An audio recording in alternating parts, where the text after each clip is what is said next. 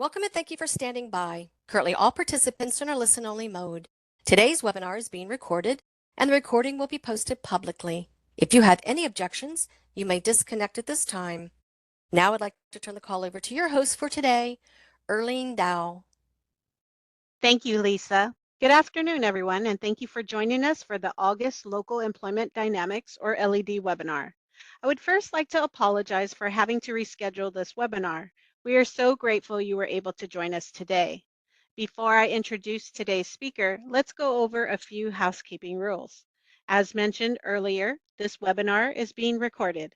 For your convenience, it will be uploaded to our Census Academy site with all supplemental materials relating to the webinar within 30 days. We welcome your questions during the webinar. Please submit your questions using the Q&A panel, which is located at the bottom right corner of your WebEx screen. Once you've found the Q&A panel, make sure you choose all panelists from the drop-down menu. This will ensure we see your question. My colleague, Tanja, will be monitoring the Q&A panel. We will share your questions with the presenter to respond to during the Q&A portion of the webinar. Also, we ask that you do not include any personal or business identifiable information with your questions. We suggest keeping the chat panel open as well. We will provide key links and other resources throughout the webinar. Keep in mind, we won't be able to respond to the chat. That is for us to send out links and other resources related to the presentation. As you know, we are a virtual environment and sometimes technical difficulties might occur. If you are having issues, try a different browser such as Chrome or consider logging out and coming back into the session. If you are having audio issues, try selecting the computer audio or calling into the webinar via phone.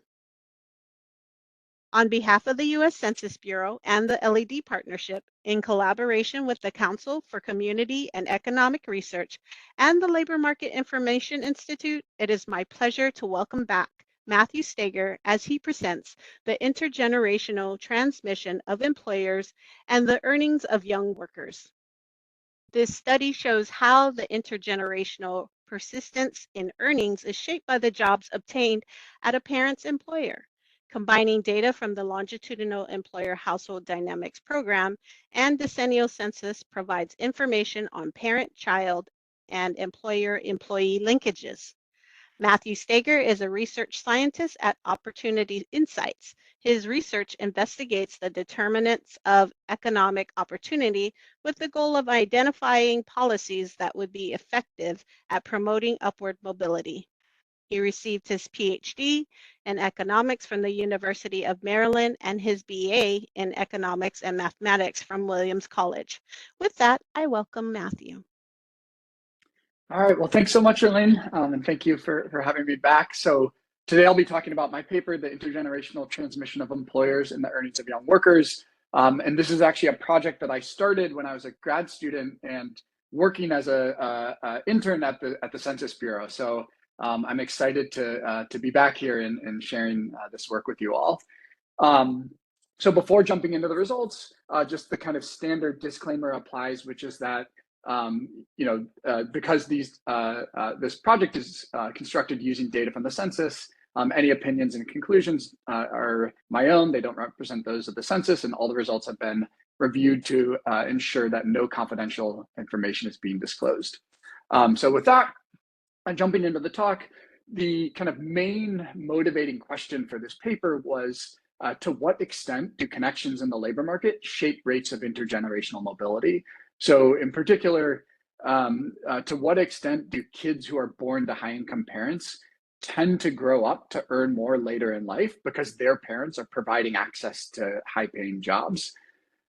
Despite the fact that a majority of jobs are found through social connection, we actually don't have a great answer to this question. And that's largely because the earnings consequences of using connections to find jobs are somewhat unclear. So in my paper, I'm going to shed light on this broader question by studying one particular type of connection in the labor market. These are jobs obtained at a parent's firm. So it turns out that this is a pretty, or not an uncommon way that young workers find jobs. Just to give you kind of one motivating statistic, I find that 29% of individuals will work for this exact same employer as a parent at some point by the time they turn 30 years old. And the specific question that my paper is setting out to answer is, how would the intergenerational persistence in earnings change if firms were not allowed to hire children of current employees? So I'm going to organize my analysis around three questions. First, why do people work for their parents' employers? Second, what are the earnings consequences? And third, how do these connections shape various measures of intergenerational mobility? So just to give you a quick preview of what I find, I'll start with the first question, which is, why do people actually work for the same firms as their parents? Here, I'll argue that at least 80% of those individuals who we see working for the same firm as their parent found those jobs via connections. So in other words, this is really about connections in the labor market, and not just kind of a coincidence that parents and children tend to work at the same firms just because, for example, they tend to live in the same areas. Next, I ask what the earnings consequences are. Here, I find that finding a job through the connection of a parent provides access to high-paying blue-collar firms and increases initial earnings by 19%. And so kind of the story to have in mind here is that, there's a set of individuals out there who, absent kind of assistance from their parents' connections, would end up working at something like a fast food restaurant, jobs that just don't pay very well. But through the connections of their parents, these individuals are able to get access to kind of high-paying blue-collar jobs, things like jobs in construction or manufacturing. In the third section of the paper, I then ask how these connections shape intergenerational mobility. And so what I find here is that individuals with high-income parents are both more likely to tap into these connections, and they experience larger earnings gains when they do. And what this implies is that the presence of these connections tends to reduce intergenerational mobility. So I find that the intergenerational elasticity of earnings, which is one kind of common measure of mobility, would be 7.2% lower if no one found a job via these connections. This is a somewhat modest impact or factor in determining overall intergenerational mobility. But I do want to point out that this is only one type of connection. And so I think these results really raise the possibility that kind of connections in the labor market, more broadly defined, are a really important driver of the patterns of intergenerational mobility that we observe. So just to quickly kind of place this paper in the existing literature, this project is related to kind of three large but largely distinct literatures on intergenerational mobility, the role that firms play, the role of labor market networks, and then lastly, the role that firms play in explaining income inequality. There's a couple of papers at various intersections of these three literatures, but the key contribution of my paper relative to everything that's been done before is that I show that the intergenerational persistence in earnings is attributable in part to parents using their connections to provide access to high-paying firms. And again, the claim is not that connections at your parents' firms are the biggest driver of intergenerational mobility, but because there are many other types of connections in the labor market, I think these results should really, force us to take seriously the possibility that connections to firms through social networks may actually be quite an important determinant of intergenerational mobility. And this is a point that I think has been not explored fully in the literature thus far. Okay, so to give you an outline of where I'm going, I'll tell you a little bit about the data, and then I'll jump into the results, which are kind of organized into these three sections that I outlined on the previous slide. So the data for this project kind of draws primarily on two sources. So the first is that I'm going to use data from the 2000 Decennial Census to identify the relationships between parents and children who are living together in 2000. So the 2000 Decennial Census is hopefully the census survey that hopefully everyone has filled out. In theory, this kind of captures everyone who's living in the United States in 2000 and is going to let me measure relationships between parents and children who are living together at that time. I'm then going to link those data to administrative data from the LEHD program. So the LEHD program is a data set constructed by the Census Bureau that's built primarily off of unemployment insurance records. It covers kind of 96% of private wage and salary employment between kind of 1990 and 2018 in my sample. And kind of the key features of these data are that they're going to both allow me to observe the earnings of parents and children, as well as where parents and children work. And so by combining these data, I'm going to have this very large data set with both intergenerational and worker firm linkages, which are kind of the key aspects of the data that I will exploit in my analysis. The sample that I'm going to focus on are a set of children who are expected to graduate high school between 2000 and 2013. These are kids who are young enough that they likely were living with their parents in 2000, but old enough that I likely observed them in the labor market by the end of the LEHD data. The analysis sample will include approximately 26 million individuals. I would say the sample is broadly representative. The key kind of people who are missing from this sample are the very poor, so about the bottom 10% of the parental income distribution, as well as the extremely rich, the top 1%. These are people for whom the LEHD does a poor job of measuring income, and for that reason, they're excluded from the analysis.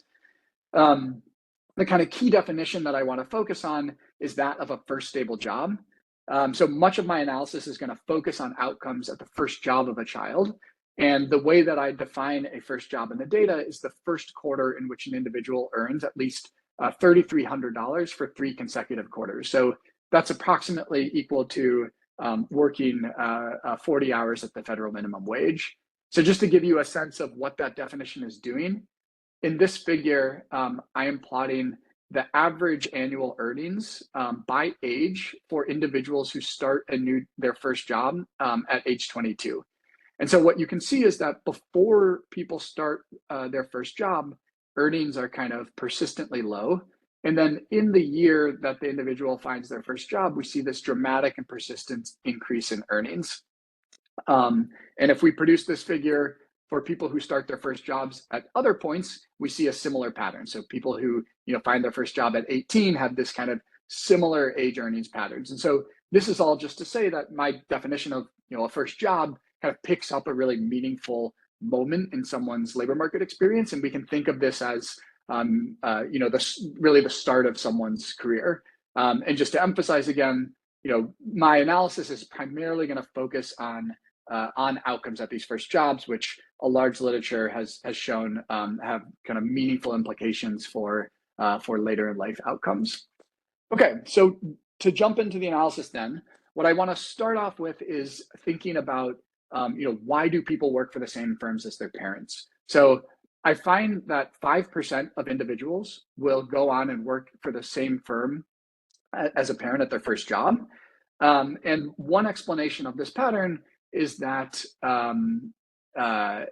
individuals are finding jobs through the connections of their parents, but there are also other kind of plausible explanations. So for example, children and parents tend to live in the same areas and often tend to work in the same kind of occupations and industries. So it may be that some fraction of kids would end up working for their parents' firms just by chance.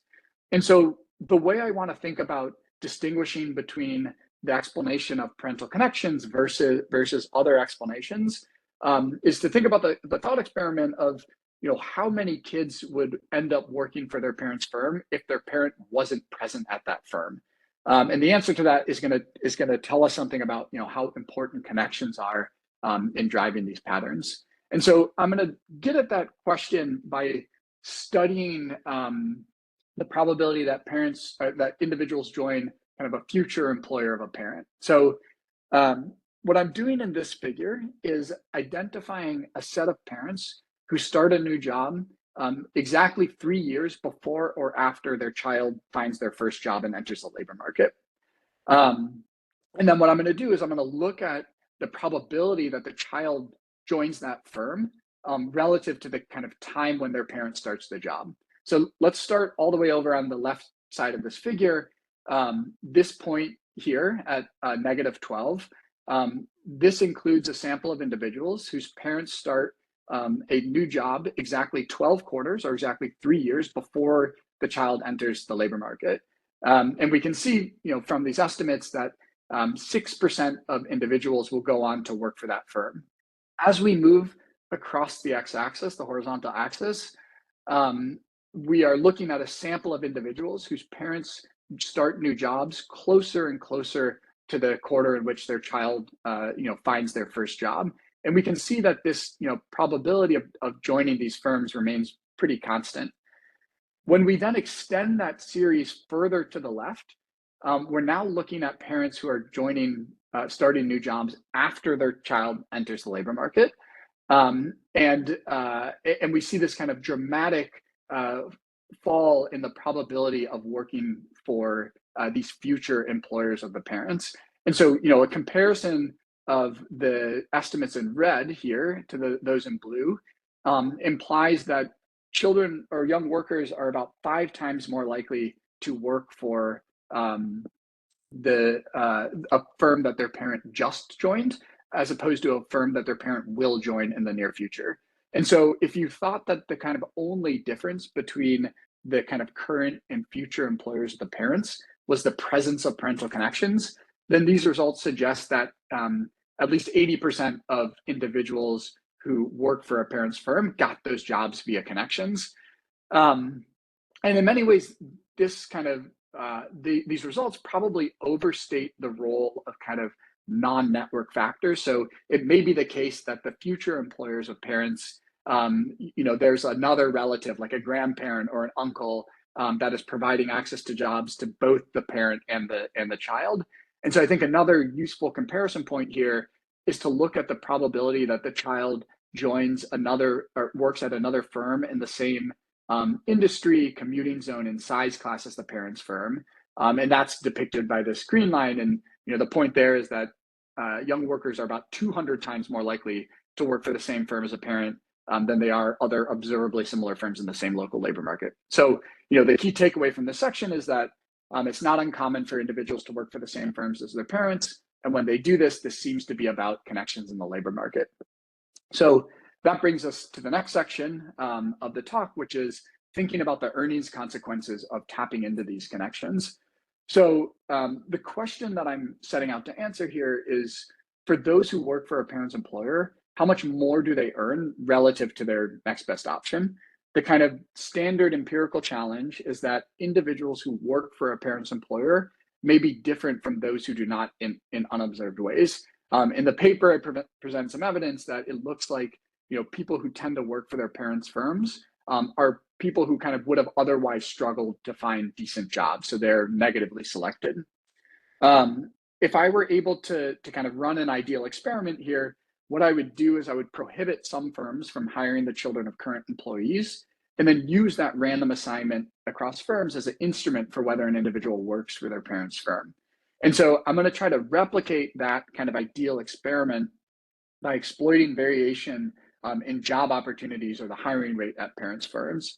And so to kind of walk you through that empirical strategy, let's start off with this kind of simple empirical specification where we're considering a two-stage least squares instrumental variable specification with kind of no controls. And what we're doing here is instrumenting for whether an individual works for the same firm as their parent, using the hiring rate at their parent's firm in the time when they're kind of looking for their first job.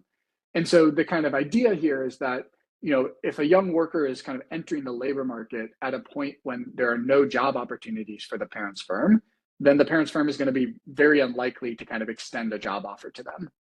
And a key assumption in this setup is that the hiring rate at the parent's firm can only be related to the outcomes of the individual through its effect on the probability that they work for their parent's firm. And so there's kind of two kind of obvious immediate concerns that we would have about the plausibility of this assumption. The first is that hiring conditions at the parents' firms might also be correlated with kind of broader local labor market conditions, which could have an independent impact on the outcomes of the child. And then second is that hiring rates at the parents' firm could also be correlated with characteristics of the parents' firm, both of which would represent kind of violations of this key assumption.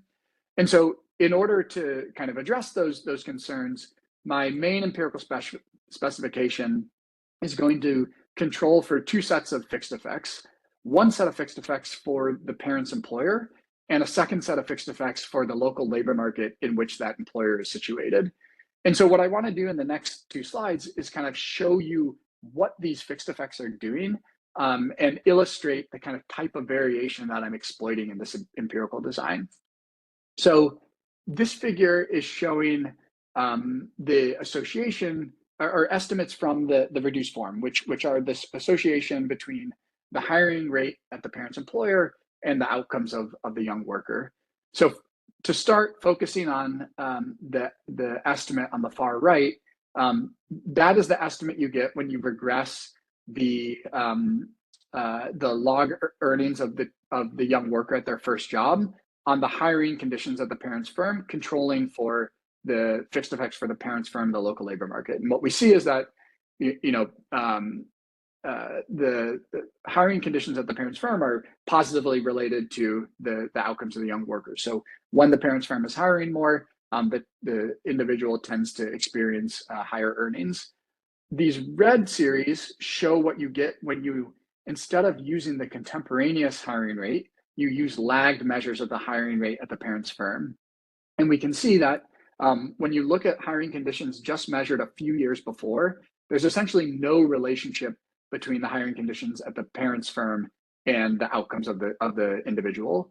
And so what this figure is showing is that my empirical strategy exploits kind of transitory variation in hiring conditions at the parent's firm. So it's variation that your parent's firm just happened to be hiring at the kind of exact moment when you were looking for a job. And this illustrates what the firm level fixed effects are doing in the empirical specification. The second figure, again, is showing estimates from the reduced form and looks at the association between the earnings of the young worker and hiring rates at other similar firms in the same local labor market. So again, this blue series presents estimates from the main specification showing that the initial earnings of the child are kind of strongly positively correlated with the hiring conditions at the parent's firm. And these red dots estimates on the left are showing what you get when you run a series of placebo estimates, where instead of looking at the hiring conditions at the parent's firm, I'm going and finding other firms that are in the same industry commuting zone and size class as the parent's firm, and looking at the association between the hiring rate of the child's outcomes and the hiring conditions at these firms. And what you see from taken together, what this picture shows is that the earnings of the child are strongly correlated with the hiring conditions at their parents' firms, but basically unrelated to hiring conditions at other similar firms in the same local labor market. And so, these results highlight that I'm exploiting variation that is kind of idiosyncratic to the parent's firm. And these results illustrate what the local labor market fixed effects are doing in the empirical specification. So this table presents the main results from the two-stage least square specification. In column 1, the outcome is the initial log earnings of the young worker at their first job. And that point estimate suggests that working for the same firm as a parent leads individuals to work or to earn 17 log points, or about 19% more. So this is a large boost in earnings, but it's not kind of inconsistent with what we know about the importance of place of work in determining earnings. And indeed, in column 2, column 2 presents estimates to suggest that the mechanism here really is about parents providing access to higher paying firms. So in column 2, what I've done is I've used data on kind of all other workers in the US and estimated a regression with of regressing log earnings on worker and firm fixed effects. And this firm fixed effect, or the AKM fixed effect from that specification, under some standard assumptions, can be interpreted as a firm specific pay premium. And then I'm using that pay premium as my outcome variable in my main two-stage least square specification. And so, what those point estimates suggest is that working for the same firm as a parent leads individuals to work for firms that pay all workers 16 log points more. And so the similarity between the estimated impact on individual earnings and these firm level pay premiums, I think is quite strong evidence that that the mechanism here, or the story here, is that parents are using their connections to provide access to firms that pay all workers higher wages. So in the interest of time, I'm going to probably jump ahead just to briefly mention this. In the paper, I spend a lot of time trying to basically assess the plausibility of the assumptions needed to interpret the instrumental variables estimates as causal. Just highlighting kind of one test here, I can show that the kind of hiring conditions at the parent's future employer are unrelated to the earnings of the child, whereas this kind of strong relationship seems to be really specific to the parent being present at that firm at the time that the child is looking for their first job. And so this and other evidence, I think, helps to us to assess and bolster our confidence in the kind of causal interpretation of the estimates I just showed you. But in the interest of time, I want to kind of briefly jump to the last section of the paper, which is then thinking about implications for the intergenerational persistence in earnings. So just to start with kind of the empirical results, I start by looking at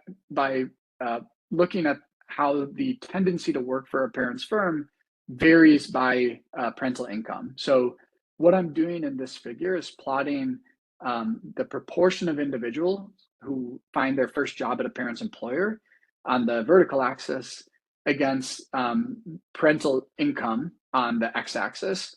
And what we can see is that in general, individuals with higher income parents tend to be more likely to work for the same firms as their parents. So, specifically, kids whose parents are at the kind of top of the income distribution, about 7% of individuals will find their first job at the same firm as a parent, whereas kids who are at the bottom, whose parents are at the bottom of the income distribution, only about 2% of those individuals will go on to work for the same employer as a parent at their first job.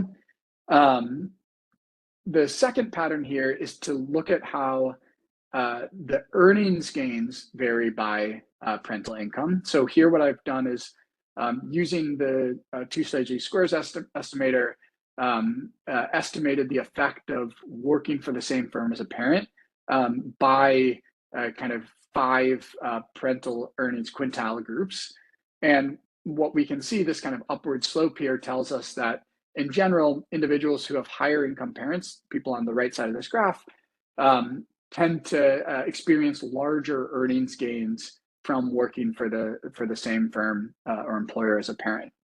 So, taken together, what these results suggest is that individuals with higher income parents are both more likely to work for the same firm as a parent, and they experience larger earnings gains when they do.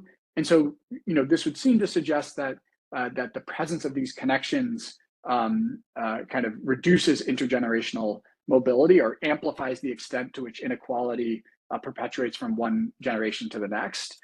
And so in the paper, I show that we can kind of formalize this intuition and quantify in a precise way how much these connections actually shape various measures of intergenerational mobility. So just to kind of briefly give you the overview here of what I'm doing, the kind of main measure of intergenerational mobility that I focus on is a very commonly used measure called the intergenerational elasticity of earnings.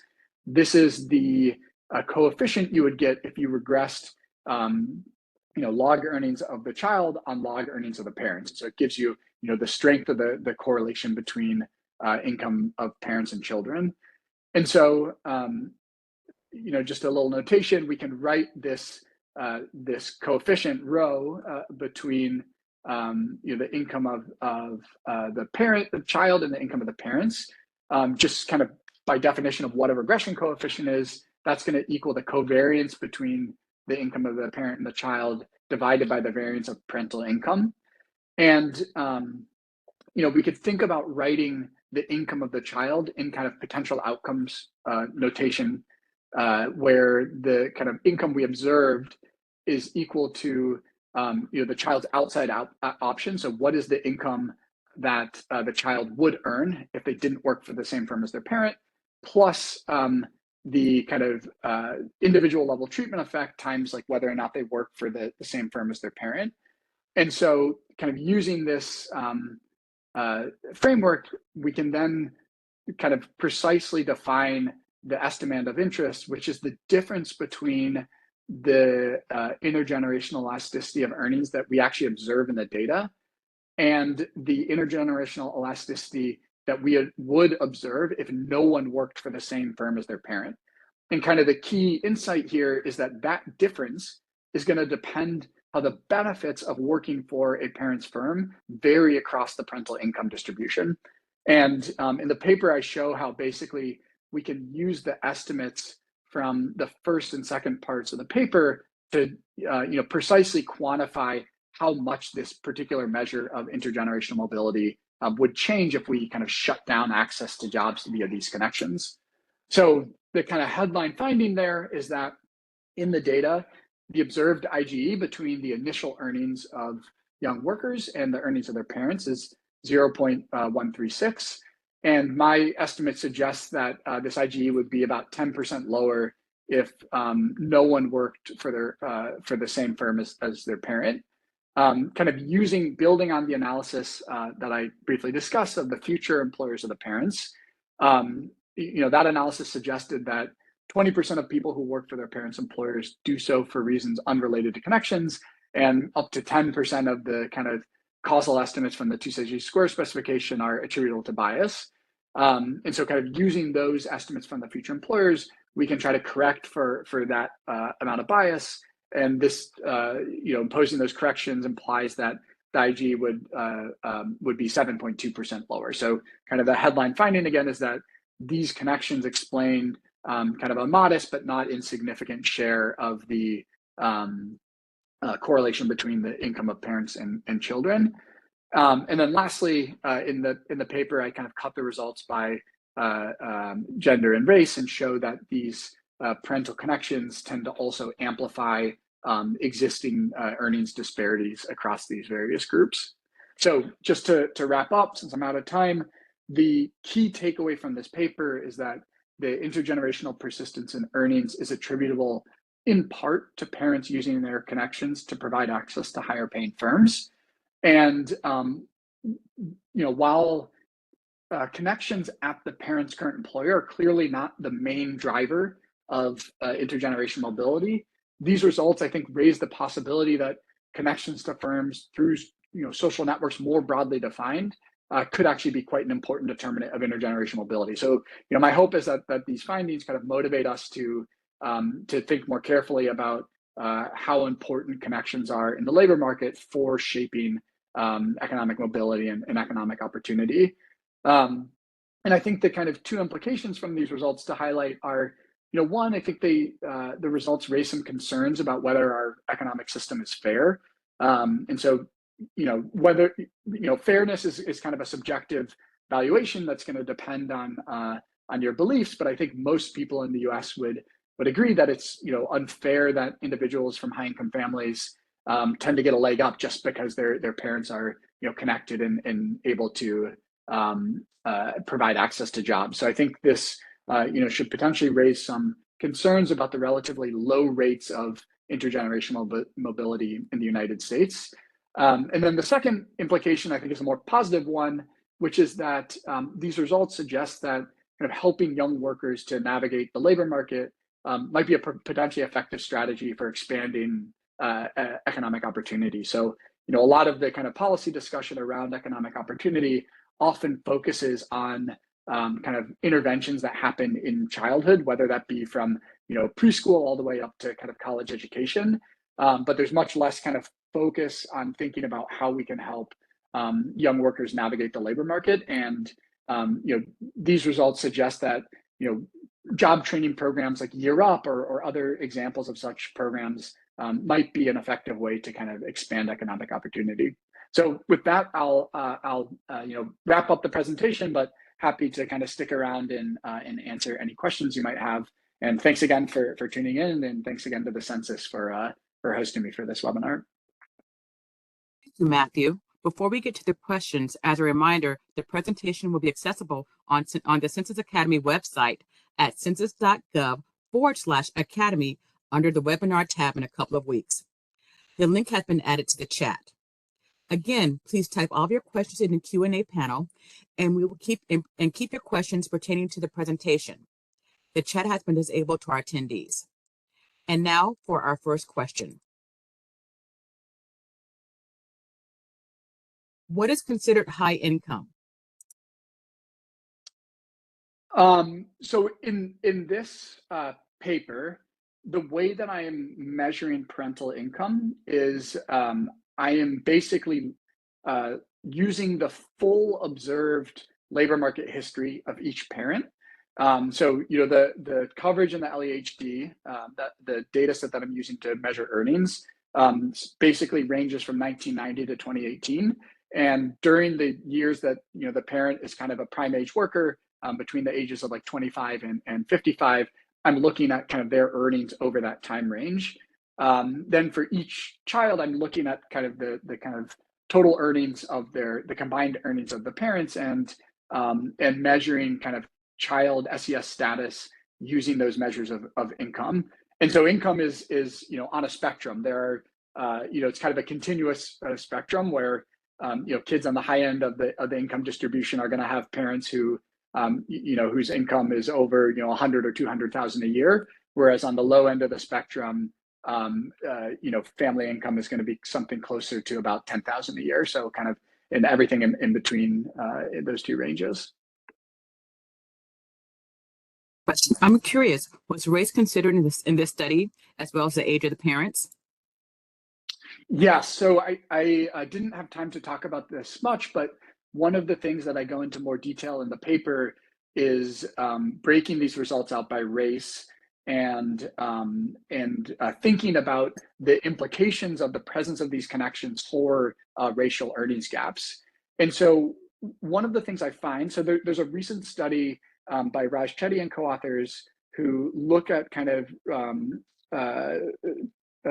differences in rates of mobility by race. And one of the kind of key findings from that paper is that even when you condition on parental income, there's a very large income gap for Black and white boys. So in other words, like if you look at two families who have the exact same income, but one child is Black and the other is white, that the kind of white boy growing up in that family with the same income will tend to earn more. And in my data, I kind of can replicate that finding and then show that those gaps in income, about 10% of that gap is explained by a gap in the likelihood of working for a parent's firm. So intuitively, for young Black men, they are much less likely to be able to access jobs via the connections of their fathers. And for this reason, the presence of these connections in the labor market tends to exacerbate disparities between Black and white individuals, particularly for men. Question. In your study, did you examine differences in the parent-child relationship relative to family income? Sorry, I didn't quite catch that. Could you repeat the question? Definitely. In your study, did you examine differences in the parent-child relationship relative to family income? So I'm not sure I totally understand the question. So I guess just to clarify, the definition of parent-child relationships is kind of held constant across all the income categories. So in other words, basically the way that I'm linking parents and kids together is by using the 2000 census, using responses from that census to identify people who are living together in 2000, and I'm doing that in kind of symmetric ways across the income distribution. So the study doesn't, for example, take into account the fact that household structure or family structure may differ across the parental income distribution. So, for example, high income families are going to be more likely to have kind of married parents, and the analysis is not able to kind of account for that in any way. And I think thinking about that would be an interesting direction for future work, but it's something that I can't really tap into given the data that I'm using. Next question, why does this matter? Yeah, so I think that's always a good question to ask. I mean, so like coming back to these implications, I think there are really kind of two reasons why these results matter. I think the one reason is it should change the way that we think about inequality in the U.S. I think there's one view of the U.S. labor market, which is that the United States is a pure meritocracy, and the kind of income that people end up earning is solely a product of kind of their hard work and their ability. And if that's the world that we live in, I think it's maybe a little harder to kind of justify investing a bunch of resources in trying to kind of promote mobility. Whereas there's a second view of the world, which is that part of those disparities in income that we see across individuals and across generations are coming from sources that we would deem unfair, from things that are independent of kind of people's ability, and that actually economic opportunity is not equally distributed across the population. And I think these results, which show that kids from high income families are getting a leg up because of the connections of their parents, I think they provide some evidence that there are some real aspects of our economic system that are unfair, and I think it should motivate us to want to potentially want to do something about this in terms of promoting mobility. And that brings me to the second kind of key implication is I also think these results provide some clues as to other ways that we might go about promoting mobility if that is the kind of ultimate policy goal. And like I mentioned before, much of the kind of focus in the policy discussion around expanding economic opportunity has often focused on intervening during childhood. So providing access to high quality schools, healthcare, funding for higher education, for scholarships, and all those things are certainly kind of worthwhile, effective strategies. But I think the results from my paper highlight a alternative and complementary approach, which is even once kids kind of grow up and enter the labor market, there's still kind of more we can do in terms of expanding opportunity by helping people navigate their early careers. And so, just to mention kind of one example of this type of program, there's a job training program called Year Up, which is a very intensive job training program that provides kind of skills lessons, but also a key component of that program is that they provide kind of an intern placement opportunity. So kids who are young workers who participate in this program get placed with kind of like a Fortune 500 company and are able to get some work experience. And this program has been shown to be very effective at boosting long run earnings. And through the kind of lens of my study here, you could think that one of the reasons for this is that this type of program that is providing connections to firms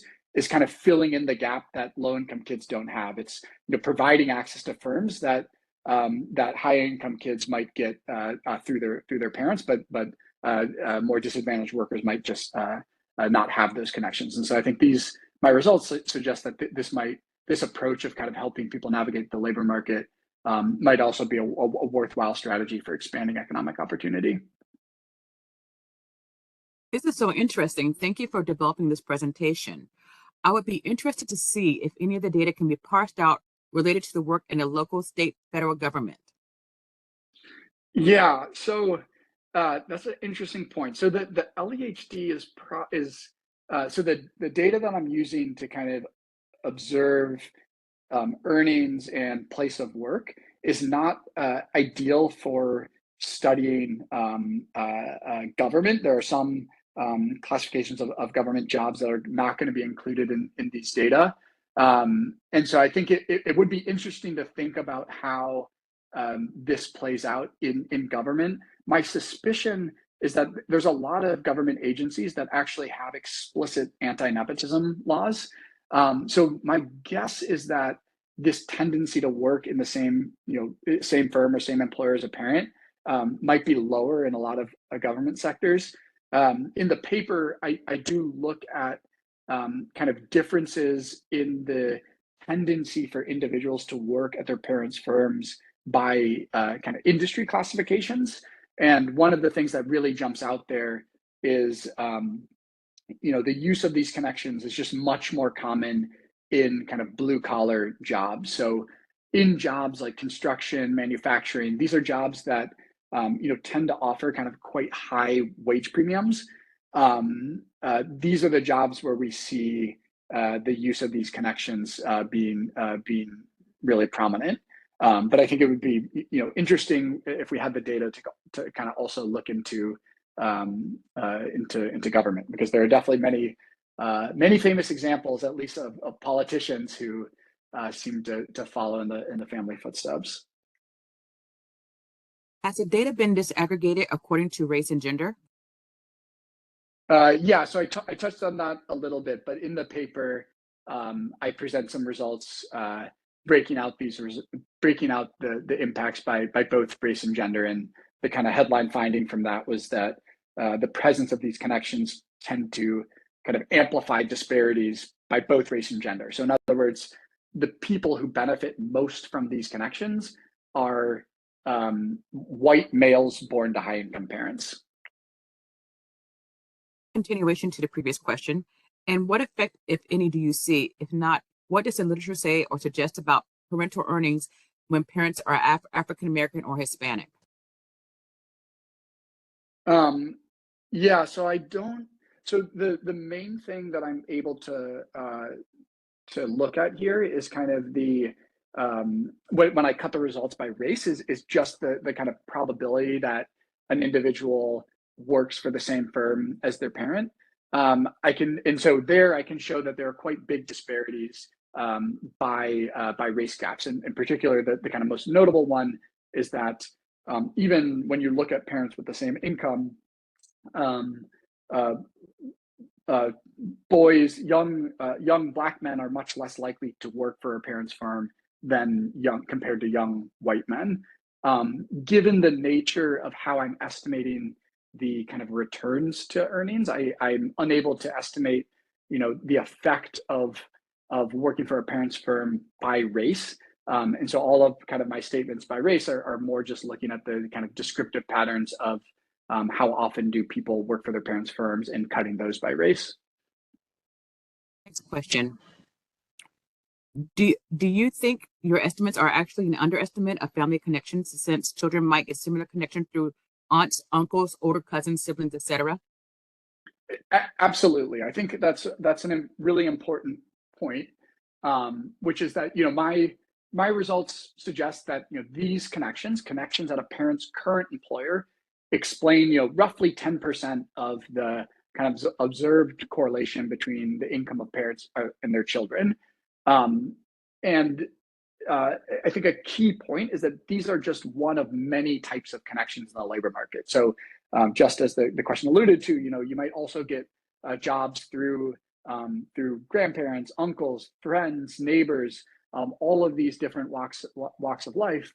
And so I think the fact that connections at your parents' firm, that connections at this one particular type of this one particular type of connection seem to matter in a non-trivial way, I think really raises the possibility that if we were able to kind of look at all of the ways that people get jobs, look at all of the connections that they have access to, and we were able to kind of take that into account, that that connections might really be a much more kind of important driver of the patterns in intergenerational mobility that we observe in the data. Good. Could you distinguish situations such as the parent being a non-college graduate hourly employee and the child being a college graduate salary employee with presumably higher wages? So I guess 2 points on that question. One is just going back to this descriptive graph. So again, just to explain what was going on here, what I'm showing is how the probability of working for a parent's employer, that's the vertical axis, varies by the parental income distribution. And we see these kind of extreme patterns on either end of the income distribution. And so what explains that is that on the bottom end of the income distribution, basically the reason why, as we kind of move from the poorest to kind of middle class families, the reason why we see an uptick in the fraction of people who are working for their parents' firms is just because there's a change in the employment rate. So, people who are kind of whose parents are in the middle of the income distribution are just dramatically more likely to have a job than parents who are at the bottom of the income distribution. And that basically explains a lot of what's going on here. Then as we get to the kind of upper end of the income distribution, we again, when we get to the very top, see this like stark uptick. And what's going on at the top end of the income distribution is basically, parents who are kind of the highest earners in the country are more and more likely to be kind of top earners at the firms that they're employed at. And so, positions of leadership where presumably they might have more control over the hiring decisions. And so that's kind of what explains this pattern on this end. And so I think, when we think about both the relationship between kind of like the parents and the kids and like who is taking advantage of these connections, I think there's kind of two things going on here. One is a decision process from the parent side. So it's like, for this graph, it's about, do the parents, have jobs? Are they able to provide access to jobs? And then on the kind of upper end of the income distribution, it's like how much control do they have over the hiring process? And then the flip side of that is that the child is also deciding about what jobs to take advantage of, and no one's forced to take these jobs. So like clearly, it's going to be like people are going to tend to take these jobs when they pay more than their outside option. And so with this example in the question of individuals, where the young worker has a college degree and parents have no college degree, that's probably going to be a case where the child doesn't use the connections of their parents' job, even if their parents did have connections, because those connections basically are not providing access to jobs that are providing them any value. So I think that, a key point to just take away from the answer to this question is that who benefits from these connections, I think depends on two things. It's one, it's how what are the types of job opportunities that the parents can provide? Are those better than the outside options of that the kids have? And then two, on the kids side, it's like how what are the outside options of the kids, and kind of is the parent able to kind of provide access to jobs that are better than the ones they could get absent connections.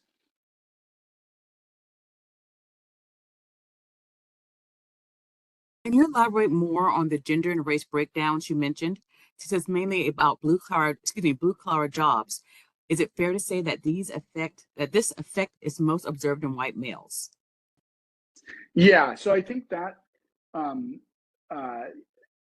is exactly right. That basically historically, these connections appear to benefit people the most whose parents are in kind of blue collar jobs. Historically, that group has tended to be white males. And so I think, one kind of caveat on the implication that these results should kind of raise concerns about our economic system. I think it's also, important to acknowledge that the group of workers that is benefiting from this, so blue collar workers, is the same group of workers who have been kind of hammered by various economic kind of shocks and changes over the last several decades, from expansion, access to trade, and automation. We've seen a kind of general decline in the labor market prospects of blue collar workers, and so these connections have been tended to benefit that group, but that's also kind of the same group that has really seen a decline in fortunes over the last several decades. And so I think you could probably forecast from that these types of connections may have played a bigger role in previous generations, whereas now there are fewer of these kind of high-paying blue-collar jobs, and so the kind of role that these connections play might be slightly less than it was in previous generations.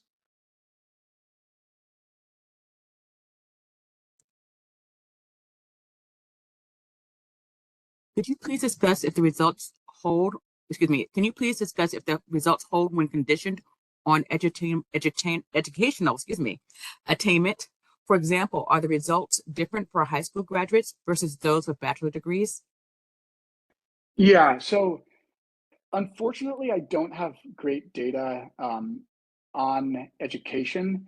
I guess what I'm able to say here is that it looks like the results are driven by young workers who tend to have outside option or tend to have kind of limited outside options. So I think, the kind of narrative that is broadly consistent with all the results in the paper is that there's a set of individuals who, maybe didn't go to college, without access to jobs via their parents' connections, would end up working at something like a fast food restaurant. So these, very low paying job at kind of like the bottom of the pay distribution.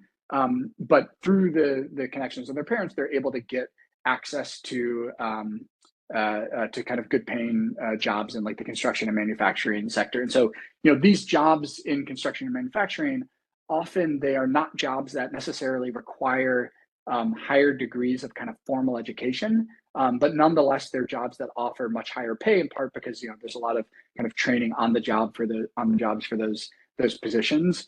And so while I can't kind of formally break out the results by education, I do have a number of pieces of evidence to suggest that the story here is really about kind of less educated individuals benefiting, and that the benefits for kind of college educated workers are much less. And that's, in part because the kind of outside options of college educated workers are much stronger. So they're much less reliant on the connections of their parents to find decent paying jobs. Explanation of income levels was unclear. Specifically, what measures are used to classify income levels? Please provide numbers. So I think if you want like specific numbers, you can go refer to the paper. I'm not really sure what the exact question here is. In terms of parental income, like I was mentioning, kind of the average income of parents across the distribution is obviously going to change from kind of about $10,000 per year on the low end to kind of over $100,000 or $200,000 a year on the high end of the parental income distribution. In the paper, there's some more kind of descriptive statistics that may be worth looking at if you're interested.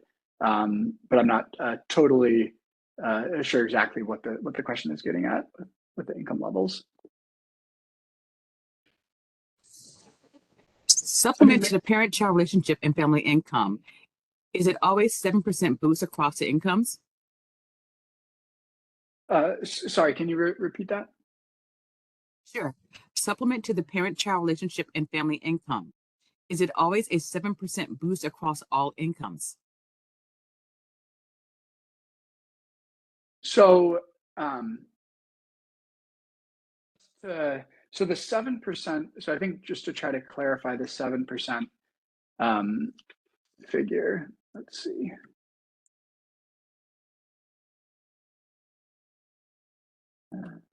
These in the slides. But okay, so just to clarify what the 7% figure means. So, the starting point is we want to understand how much of the intergenerational elasticity in earnings is explained by these connections. So that elasticity is the correlation, intuitively, is the correlation between the income of children and their parents. And the 7% means that what that number refers to is the fact that if we were to shut down these connections in the labor market, in other words, if we passed a law that said no one can find a job through their parents' connections, then what my estimate suggests is that this correlation between the income of children and their parents would decrease by 7%. So in other words, income would be about 7% less persistent across generations. So that 7% figure, that is a estimate that corresponds to kind of the whole income distribution. I guess to clarify a little further, the kind of reason why these estimates are these connections shape rates of intergenerational mobility is because people at the top of the income distribution tend to benefit more. So the kind of important point when thinking about, how do these results vary by parental income relate to the kind of two figures here, which are showing how the probability of working for a parent's firm and the earnings gains that people get when they do work for their parents' firms, how those things vary across the parental income distribution. And so, what the results on these two slides show is that it tends to be individuals who are born to high-income parents who are both more likely to work for their parents' firms and experience larger earnings gains. And that's why they benefit more, and why the kind of combined effect of this is that these connections amplify the persistence of inequality across generations. Question: Do you limit your analysis to full-time workers? If so, how did you define full-time? Yeah, so the kind of key restriction goes back to the way that I'm defining the first stable job. And so, basically what I'm doing is I'm all the results that I showed in this presentation are looking at earnings at your first stable job. The way that I'm defining the first stable job is the first quarter in which an individual earns $3,300 for 3 consecutive quarters. So that is basically equivalent to working full-time at the federal minimum wage. And so kind of by construction, everyone who's employed at a first stable job is essentially going to be employed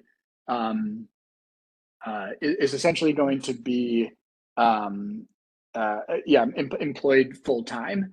Now, I think it's interesting to think about, and so these results are applied to a set of workers who are working. I think it's interesting to think about how connections might shape the propensity to actually get a job. What I've found in my analysis is that it doesn't seem like these connections are really having a big influence on whether someone gets a job or when they find those jobs.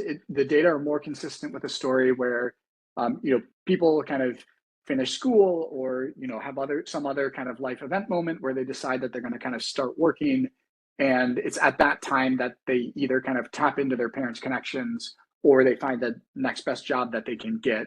And so these connections seem to really impact kind of how much people earn when they do work, but they seem to have less of a big impact on affecting kind of when and whether people find work at all.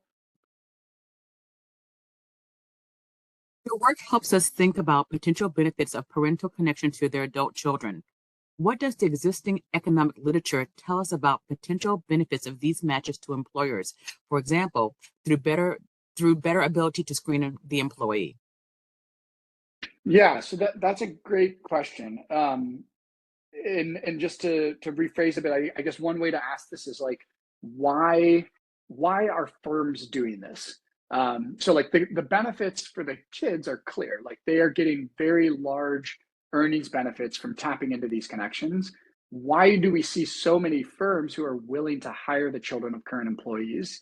There's a bunch of explanations, but I think the one that is most consistent with my results is the fact that for firms, it's very costly to find and retain workers, and using connections is a way of cost effectively of solving that problem. So for example, about 70% of firms report that they have some type of kind of formal referral process for finding workers.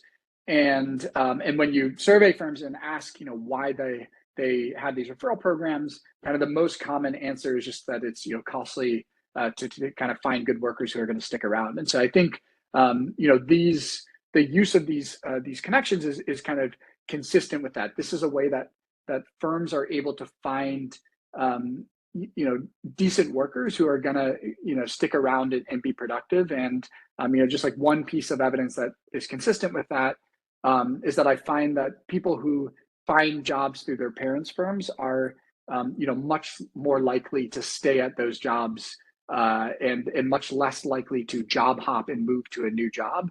And so in other words, like for firms who are hiring these workers, like as long as they're confident that these workers are kind of good enough when they hire through these channels, like they are getting some benefit from the fact that it kind of slows down churn and they're able to kind of retain these workers for longer. And so I think that's the kind of primary benefit from the firm side. Okay. Last question. Wouldn't African American workers also be classified as somewhat or largely blue collar? By the end of the 1970s, there was an emergent blue collar Black middle class in the United States.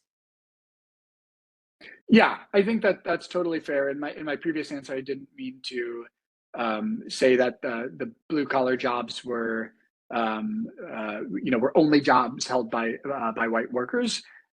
Just that when you look at the composition of workers in these kind of higher paying blue collar jobs, they tended to be a bit more skewed towards white workers. And so certainly there are Black workers working in those industries, but just that in terms of explaining why it is that these connections appear to benefit white males from high income families the most, like that fact is attributable to the fact that white males from high income families their dads are most likely to kind of work in these blue collar industries. So it's more of a kind of a relative statement as opposed to any statement that Black workers aren't working in these industries and that these industries are not important to Black workers. That concludes our Q&A for the session. Right. Well, great. Thank you so much, Tanja. And what a great topic that makes you think of your own experiences or others you may know that have parents and children working at the same job. Thank you, everyone, for joining us this afternoon. And thank you to Matt for this outstanding presentation. Matt, would you like to make any closing remarks? Just again, a big thank you to you and the Census for hosting this, and thanks for everyone who took the time to tune in. Really appreciate you taking the time and also your great questions. So thank you very much. This concludes the August LED webinar. Please join us next month on Wednesday, September 18 at 1:30 p.m. Eastern Time when Justin Crone presents Decoding Commuting Distance Patterns Using Census Data. Upon exiting this webinar, you will receive a pop-up to an evaluation. We would appreciate that you take the time to answer the question so we may better serve you with future webinars. On behalf of the U.S. Census Bureau and the LED Partnership, thank you for joining us. Until next time, enjoy the rest of your afternoon. This concludes today's webinar. Thank you for your participation. You may disconnect at this time.